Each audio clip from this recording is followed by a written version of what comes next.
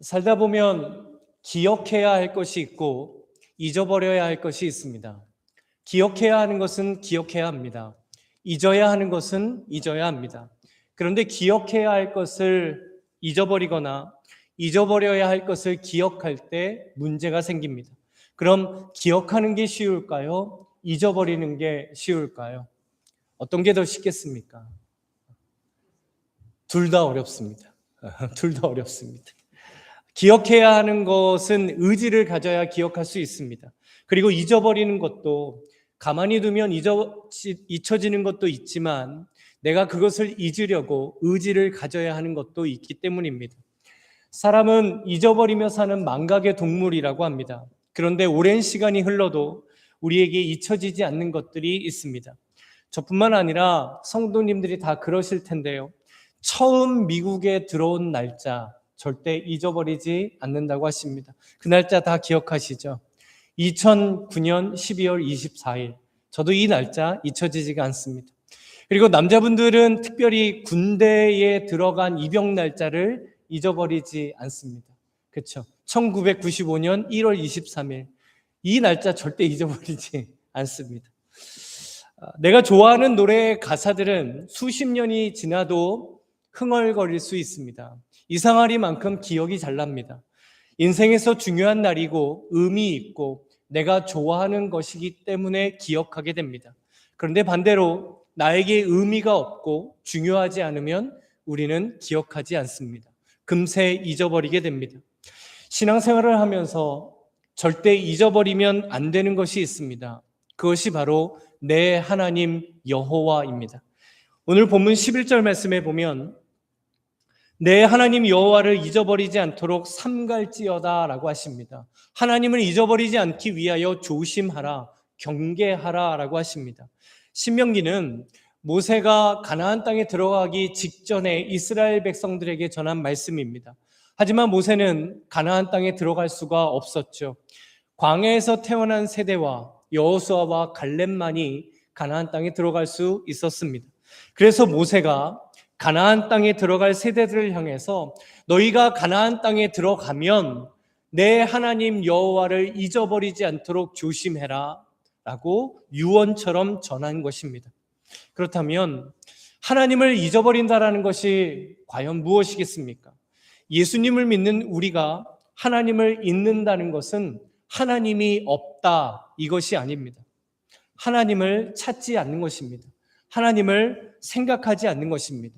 11절에 나오는 이 잊어버리다라는 원어적인 뜻을 보면 점점 소홀해지다, 점점 잊혀져 가게 하다라는 뜻입니다. 여기에 하나님을 잊는 핵심이 있다라고 생각이 됩니다. 우리는 하나님을 단번에 잊어버리지 않습니다. 기억이 하나둘씩 사라지듯이 하나님을 점점 잊어가는 것입니다. 그런데 그것이 더 위험합니다. 한 번에 잊는 것이 아니라 하나님에 대해 점점 소홀해지기 때문입니다. 하나님이 계시다는 것을 알지만 하나님이 내 일상에서 점점 멀어지게 되는 것이죠. 뭘 해도 하나님 생각이 잘 나지 않습니다. 뭘 해도 하나님의 손길이 느껴지지 않습니다. 점점 하나님이 없어도 살아가는 것, 그것이 바로 하나님을 잊어버리는 것입니다. 특히 하나님이 필요하지 않는 인생이 될 때 우리는 하나님을 잊어버리게 됩니다. 저에게는요 아주 이렇게 나쁜 습관 같은 게 있었는데 지갑을 잘 챙기지를 못합니다. 지갑을 자주 잊어버렸습니다. 지갑에 운전면허증이 있으니까 운전을 하고 가다가도 다시 돌려서 집에 와서 가져갈 때가 참 많았습니다. 그리고 실제로 지갑을 잃어버려서 곤란할 때도 많았습니다. 그래서 아예 잊어버리지 않게 운전면허증과 이 카드를 넣을 수 있는 핸드폰 케이스를 제가 샀어요. 그래서 그때부터 그 케이스에 딱 드라이브 라이센스나 이 크레딧 카드만 딱 넣고 다닙니다. 이렇게 한 이유는 핸드폰은 항상 챙기기 때문이죠. 저에게 중요하다고 생각하니까 다른 거는 잊어버려도 핸드폰은 꼭 챙깁니다. 핸드폰만 챙기니까 다른 것들까지 다 챙겨지게 되는 것이죠. 요즘 핸드폰이 참 중요한 물건이 되었습니다. 핸드폰 잊어버리면 참 골치 아픈 일이 일어나죠. 개인정보도 많이 담겨져 있고 많은 기능이 담겨져 있습니다. 만약 우리가 핸드폰을 잊어버리면 어떻게 될까요? 혹시 핸드폰 잊어버리신 적이 있으신가요? 그때 어떻게 반응했는지를 한번 떠올려 보시죠. 우리가 안절부절합니다. 어떻게 해서든 빨리 그것을 찾으려고 할 것입니다. 그런데 하나님이 필요하지 않는 인생은 하나님 잊어버렸다라고 안절부절하지 않습니다. 빨리 찾으려고도 하지 않게 되죠. 이렇게 하나님을 잊는다는 것은 아주 두렵고 심각한 것이 되는 겁니다. 그러면 우리가 언제 하나님을 잊어버리게 되는 것일까요? 12절과 13절 말씀에 보면 내가 먹어서 배부르고 아름다운 집을 짓고 거주하게 되며 또 내 소와 양이 번성하며 내 은금이 증식되며 내 소유가 다 풍부하게 될 때에 라고 합니다. 배부르게 먹을 수 있는 풍요로움, 아름다운 집, 소와 양이 번성하게 되는 것, 은금이 증식되는 것, 내 소유가 풍부하게 되는 것, 이 말씀을 볼 때 뭐가 먼저 떠오르시나요? 이 사람 축복받았네. 만사형통이네. 그리고 솔직한 우리들의 마음은 뭘까요? 나도 좀 이렇게 되면 좋겠다라는 생각입니다. 분명 풍요롭고 번성하고 넘치는 삶이 확실합니다. 그런데 그때 하나님께서 이렇게 말씀하시죠. 14절에 보면 내 마음이 교만하여 내 하나님 여호와를 잊어버릴까 염려하노라. 언제 하나님을 잊어버릴까요? 풍요롭고 번성하고 내 재산이 늘어나고 모든 것이 넘쳐날 때 하나님을 잊어버리게 된다라고 하십니다. 하나님을 잊어버리게 될까 봐 하나님께서 염려하신다라고 합니다. 그 이유가 무엇일까요? 17절에 그 이유를 하나님께서 이렇게 말씀해 주십니다. 그러나 내가 마음에 이르기를 내 능력과 내 손의 힘으로 내가 이 재물을 얻었다 말할 것이라. 하나님이 주셨는데 내 능력, 내 손의 힘으로 얻었다라고 말하는 것이 교만입니다. 하나님이 하셨는데 내 능력과 내 손의 힘 때문이라고 하는 것이 교만입니다. 이렇게 교만하면 하나님 잊어버리게 됩니다. 17절 말씀해 보면 유독 재물에 대해서 말씀하십니다. 그 당시에도 그랬고 예수님 때도 그랬고 그리고 지금도 우리를 하나님 앞에서 교만하게 만드는 주된 원인은 바로 돈입니다. 돈이 있으면 편안하고 대접받는 시대를 우리는 살아갑니다. 잘 사는 인생의 척도가 돈이 되었습니다. 돈이 있으면 할 수 있는 것이 점점 더 많아지는 시대입니다. 몇 주 전에 제가 시카고를 다녀왔는데요. 비행기를 탈 때마다 느끼는 것이 있습니다. 퍼스트 클래스, 비즈니스, 그 다음에 이코노미 이렇게 순서에 따라서 타고 또 자리도 다르고 서비스도 다릅니다. 언제부턴가 이코노미 안에서도 이코노미 플러스라는 것을 만들어서 또 차등을 두었습니다. 나중에 탄 사람들은 이미 여유롭게 앉아있는 사람들을 보면서 뒤로 들어가야 합니다. 뭘 보여주려는 것일까요? 당신도 돈을 더 내면 이렇게 편하고 이렇게 대단한 서비스 받을 수 있습니다. 그것을 보게 하는 겁니다. 지난주에 한 신문기사를 봤어요. 디즈니랜드에 놀러간 한 가족의 스토리인데 한 아이가 엄청나게 웁니다. 왜냐하면 자기는 놀이기구 타려고 2시간 동안 기다리고 있었어요. 그런데 어떤 한 아이가 부모님과 오더니 기다리지도 않고 쌩하게 앞으로 가더니 놀이기구를 탑니다. 이 아이도 그 라인으로 가고 싶었습니다. 그런데 갈 수가 없죠. 왜냐하면 거기는 돈을 더 내고 가야 하는 패스트 라인을 사야지만 갈 수 있는 라인이었기 때문입니다. 부모님이 이 아이를 설득시키려고 해요. 근데 이 아이가 설득이 안 돼요. 그러니까 계속 이렇게 울고불고 난리가 났다라는 그런 내용이었습니다. 우리가 사는 시대 자체가 돈의 편안함, 돈으로 누릴 수 있는 것들이 극대화되고 있습니다. 그렇기에 우리가 교만해지지 않도록 더욱 조심해야 하는 것이 바로 돈 앞에서입니다. 우리가 풍요롭기 때문에 하나님을 잊는 것이 아닙니다. 풍요로운 가운데 내가 교만해질 때 하나님을 잊게 되는 것입니다. 돈 자체가 나쁜 것이 결코 아닙니다. 그 돈이 하나님의 자리를 뺏는 것이 바로 문제가 됩니다. 하나님께서 능력 주셔서 얻은 것인데, 하나님께서 은혜 주셔서 내가 얻은 것인데, 내가 이룬 것인데, 마치 내 힘으로, 마치 내 손의 능력으로 얻었다라고 말하고 인정하는 것이 바로 교만입니다. 단지 물질에서만 그런 것이 아니겠죠. 우리 인생의 모든 일에 대하여 하나님이 하셨습니다, 이것이 없어지는 것이 교만입니다. 그러면 그 교만 때문에 하나님을 잊어버리게 되는 것이죠. 이렇게 풍요로울 때도 하나님을 잊게 되지만 힘들 때에도 우리는 하나님을 잊어버릴 수 있습니다. 14절부터 16절까지 말씀해 보면, 출애굽해서 그들이 지나온 광야 시기를 하나님께서 이렇게 말씀하시죠. 광대하고 위험한 광야, 불뱀과 전갈, 물이 없는 땅, 먹을 것이 없는 땅이라고 합니다. 이런 상황들 가운데 하나님을 잊어버리게 된다라고 하십니다. 궁핍하고 결여되고 문제가 해결되지 않을 때 우리는 하나님을 잊어버리게 됩니다. 하나님은 정말 계시기는 하나, 하나님은 왜 나를 이렇게 내버려 두시나, 왜 이 문제를 해결해 주시지 않나, 하나님이 살아계시면 어떻게 이럴 수 있나, 이런 마음이 듭니다.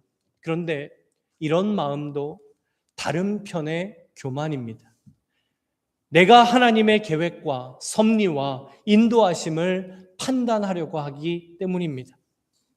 우리도 언제든지 하나님을 잊을 수 있습니다. 잊어버릴 수 있습니다. 왜냐하면 마음이 교만해질 수 있는 죄성이 우리에게 있기 때문입니다. 예배를 드릴 때에는 하나님을 인정하지만 다시 돌아간 일상에서는 언제 그랬냐는 듯이 하나님께 안면 몰수할 수 있는 교만이 우리에게 있기 때문입니다. 마치 하나님을 믿지 않는 사람처럼 살아갈 수 있는 우리들이기 때문입니다. 하나님을 말하는 것 같지만 내 은밀한 마음 가운데에서는 내 능력으로 했지, 내 손의 힘으로 한 것이지, 내가 했으니까 이루어졌지, 이렇게 인정하고 싶은 마음이 늘 도사리기 때문입니다. 우리는 언제나 나도 교만해질 수 있다는 것을 인정할 수 있어야 합니다. 왜냐하면 그래야 조심합니다. 그래야 경계합니다. 그렇다면 우리가 하나님을 잊지 않기 위해서 어떻게 해야 하겠습니까? 하나님께서 아주 분명하고 명확한 답을 우리에게 주십니다. 우리 본문 18절 말씀을 함께 읽어보겠습니다. 내 하나님 여호와를 기억하라. 그가 내게 재물 얻을 능력을 주셨음이라. 이같이 하심은 내 조상들에게 맹세하신 언약을 오늘과 같이 이루려 하심이니라. 아멘. 하나님께서 주신 답은 내 하나님 여호와를 기억하라입니다. 하나님을 잊지 않으려고 한다면 하나님을 기억하라고 하십니다. 너무 당연한 것 같습니다. 1차적인 답인 것 같습니다. 하지만 기억은 반드시 의지가 필요합니다. 교회에서든 가정에서든 일터에서든 하나님을 기억하기 위해서는 의지를 가져야 합니다. 능력을 주시는 하나님, 언약을 이루시는 하나님을 기억하려고 할 때 우리는 하나님을 잊지 않게 되는 것이죠. 한 미술관에 세계적으로 엄청 유명한 작가가 그린 그림이 전시되었습니다. 엄청난 금액의 명화였습니다. 그런데 어느 날 그림 밑에 붙어 있던 그 이름표가 떨어졌습니다. 작가 이름이 떨어진 것이죠. 그랬더니 그 그림 앞에서 줄 서서 환호하며 보던 사람들이 그 그림을 그냥 지나쳐 가기를 시작을 합니다. 그림 자체는 전혀 달라진 게 아닌데 그 그림 앞에 아무도 멈추어 서지 않습니다. 이 사실을 미술관에서 알고 부랴부랴 이름표를 다시 만들어 그 그림 밑에 붙였습니다. 어떤 일이 일어났을까요? 그때부터 사람들이 다시 감탄하며 그림 앞에 모여들기를 시작을 했습니다. 하나님을 기억한다는 것은 내 삶에 하나님이라는 이름표를 붙이는 것입니다. 내가 가진 것, 내가 이룬 것, 내가 누리는 것 모두에 하나님이 주셨습니다. 하나님의 은혜입니다. 하나님의 능력입니다. 이 이름표를 붙이는 것입니다. 이 영적인 이름표를 붙이는 것이 바로 하나님을 기억하는 것입니다. 18절 말씀에 보면 그가 내게 재물 얻을 능력을 주셨음이라 라고 하십니다. 하나님께서 재물 얻을 능력을 주셨다라는 것이죠. 우리에게 있는 능력을 누가 주셨습니까? 바로 하나님이십니다. 가질 수 있도록, 얻을 수 있도록, 이룰 수 있도록 하나님께서 우리에게 능력을 주셨습니다. 우리 아버지 되시는 하나님께서 나에게 있는 모든 능력을 주신 줄로 믿습니다. 아멘. 어제 새벽 예배 때 하나님이 주시는 영광스러운 능력에 대한 말씀을 나눴습니다. 그 말씀 가운데 참 감동적인 대목이 있었어요. 이 세상의 주인은 하나님이십니다. 그리고 이 세상에서 우리는 그 하나님의 자녀로서의 특권과 권세를 가지고 살아갑니다. 그러면 우리가 세상을 향해 이렇게 좀 담대하게 말할 수 있어야 하지 않을까요? 여기 우리 아버지 세상이야. 내가 이 세상의 주인 대신 하나님의 자녀야 라는 겁니다. 그러면 우리 하나님을 기억하며 살 수 있습니다. 전도서 3장 13절에 보면 우리가 살아가는 모든 것이 무엇인지 이렇게 말씀해 주십니다. 사람마다 먹고 마시는 것과 수고함으로 낙을 누리는 것이 하나님의 선물인 줄을 또한 알았도다. 먹고 마시고 수고했을 때 나타나는 결과를 보게 하는 그 모든 것이 하나님의 선물이라고 합니다. 하나님이 주셨다라는 것이죠. 하나님이 주시지 않으면 얻을 수 없었다라는 것입니다. 주신 분도 하나님이시요 거두시는 분도 하나님이십니다. 결국 우리는 이 하나님의 주권을 믿고 인정할 때 하나님을 기억하게 됩니다. 하지만 하나님의 주권이 아니라 내가 주권을 쥐면 교만해집니다. 교만하면 하나님을 잊어버리게 됩니다. 하나님께서 내 하나님 여호와를 기억하라 라고 말씀하실 때 하나님이 어떤 마음이셨을까? 어떤 마음으로 이 말씀을 우리에게 하시는 것일까? 그 하나님의 마음을 아는 것이 중요합니다. 이사야 49장 15절과 16절을 보면 하나님의 마음을 이렇게 말씀해 주시죠. 여인이 어찌 그 젖먹는 자식을 잊겠으며 자기 태에서 난 아들을 긍휼히 여기지 않겠느냐? 그들은 혹시 잊을지라도 나는 너를 잊지 아니할 것이라. 내가 너를 내 손바닥에 새겼고 너의 성벽이 항상 내 앞에 있나니. 하나님께서 우리를 손바닥에 새겼다라고 하십니다. 이 의미는 하나님께서는 절대로 우리를 잊지 않겠다라고 약속해 주셨다라는 겁니다. 하나님은 우리가 하나님을 잊고 살까 봐 염려하시는 하나님이십니다. 그래서 우리에게 하나님을 기억하라라고 하십니다. 왜냐하면 하나님을 기억하지 못하면 하나님과 멀어지기 때문입니다. 하나님과 관계가 깨어지기 때문입니다. 하나님을 향한 신앙을 잃어버리기 때문입니다. 결국 우리가 하나님과 함께 사랑하기를 너무나 원하시기 때문에 하나님께서는 너희들이 나를 기억해라 라고 말씀해 주신 것입니다. 사랑하는 사람은 잊어버리지 않습니다. 내가 사랑하는 사람은 늘 기억이 납니다. 정말 사랑하면 내가 뭘 해도 자꾸 그 사람이 생각이 납니다. 부모님들이 다 그러시잖아요. 맛있는 거 먹다가 보면 야, 이거 우리 아들이 좋아하던 건데, 이거 우리 딸이 좋아하는 건데 좀 그 녀석들한테 좀 주면 좋겠다, 이런 마음이 듭니다. 음식을 보다가 부모님이 좋아하시는 음식을 보면 아, 이거 우리 부모님이 좋아하시는 건데 라고 부모님이 생각이 납니다. 목회자인 저에게는 뭘 해도 성도님들이 생각이 납니다. 기도할 때도 생각나고 운전할 때도 생각나고 어떤 장면을 볼 때도 생각이 납니다. 시시때때로 성도님들이 생각이 납니다.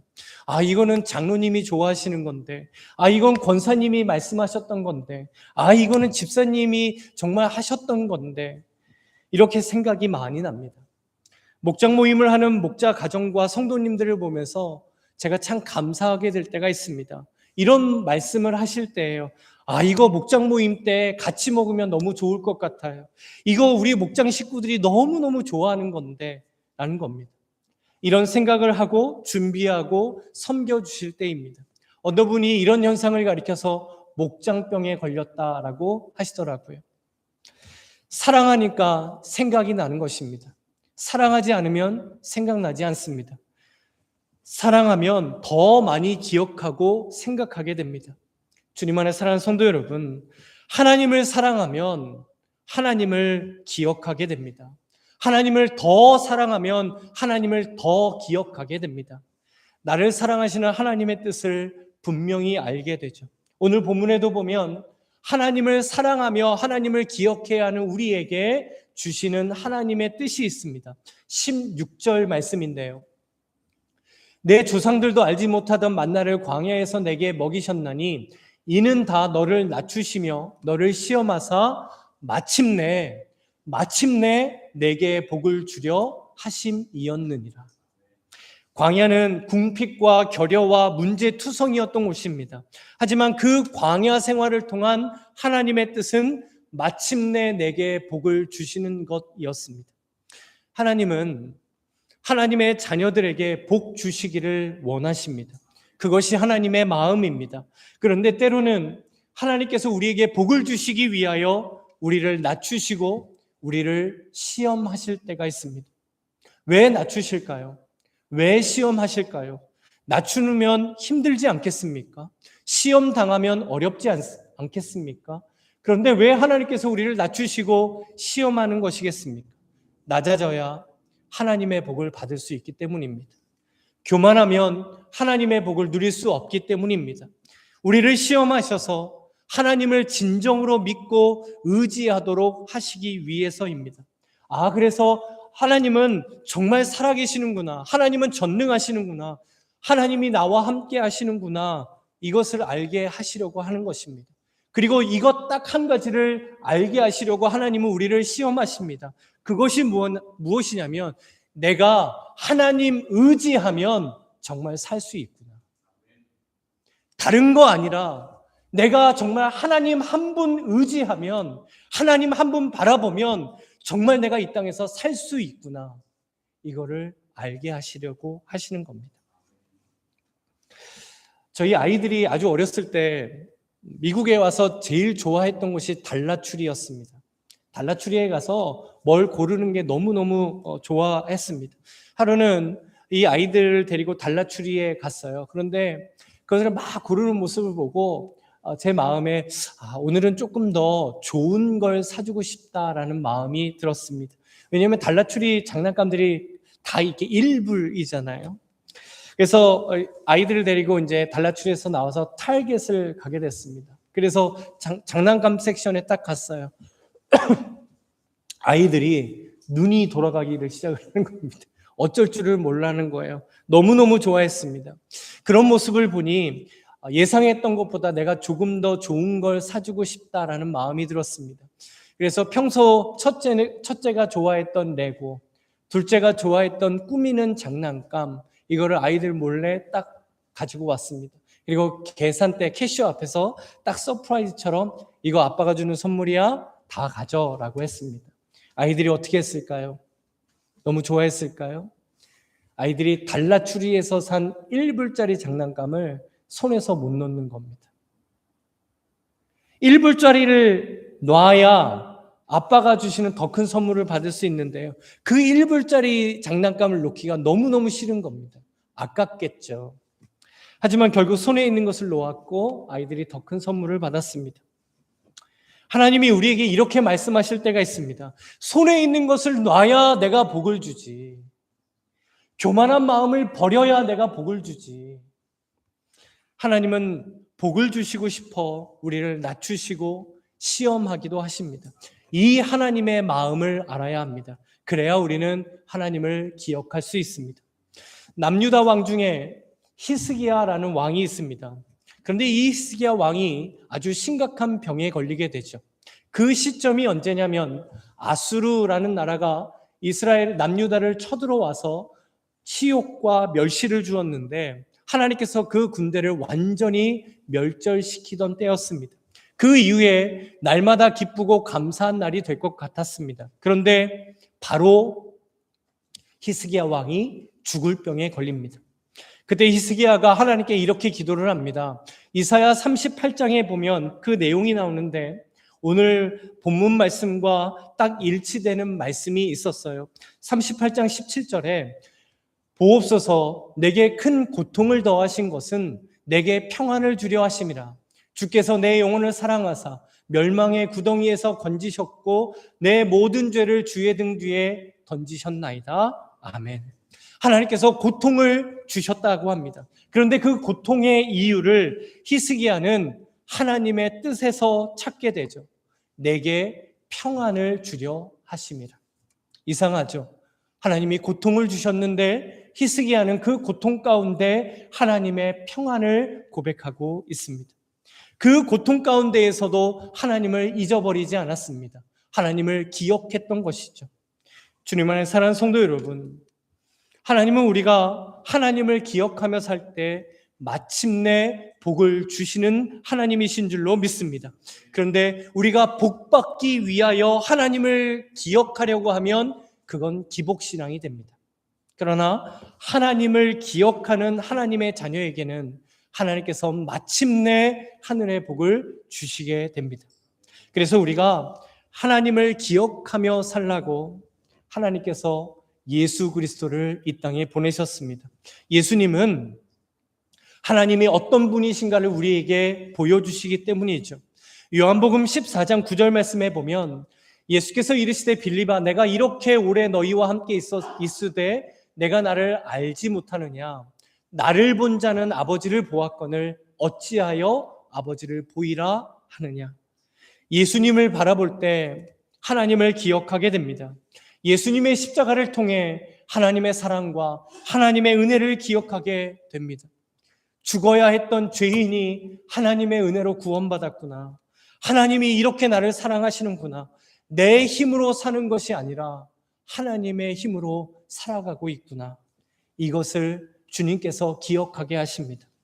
하나님을 기억하는 가장 실제적인 방법은 예수 그리스도를 바라보는 것입니다.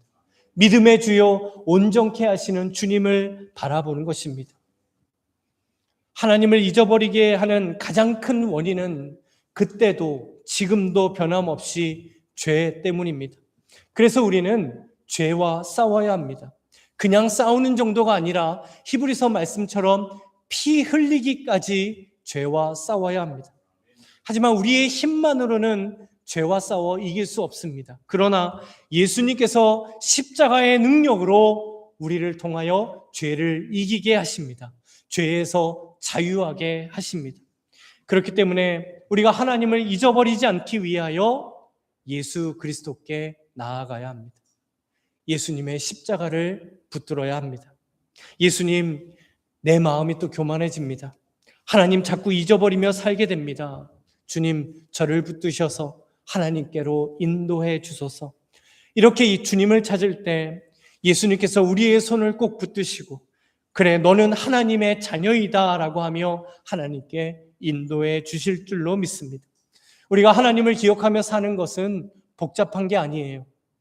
예수님을 위해 살고 예수님 때문에 살고 예수님 때문에 선택하고 예수님 때문에 믿음의 자리를 지켜가고 예수님 때문에 나를 십자가 앞에서 부인하면 모든 순간과 모든 문제 앞에서 우리는 하나님을 기억할 수 있습니다. 주님 안에 사랑하는 성도 여러분, 하나님을 기억하며 정말 하나님의 자녀로서 하나님께서 주시는 복을 누리게 되시기를 주님의 이름으로 축복합니다. 그렇다면 예수 그리스도를 나의 진정한 주님으로 고백하셔야 합니다. 예수님의 십자가 앞에서 나를 부인해야 합니다. 나의 십자가를 지고 주님을 따라가셔야 합니다. 그것이 하나님을 기억하는 성도, 하나님을 기억하는 교회입니다.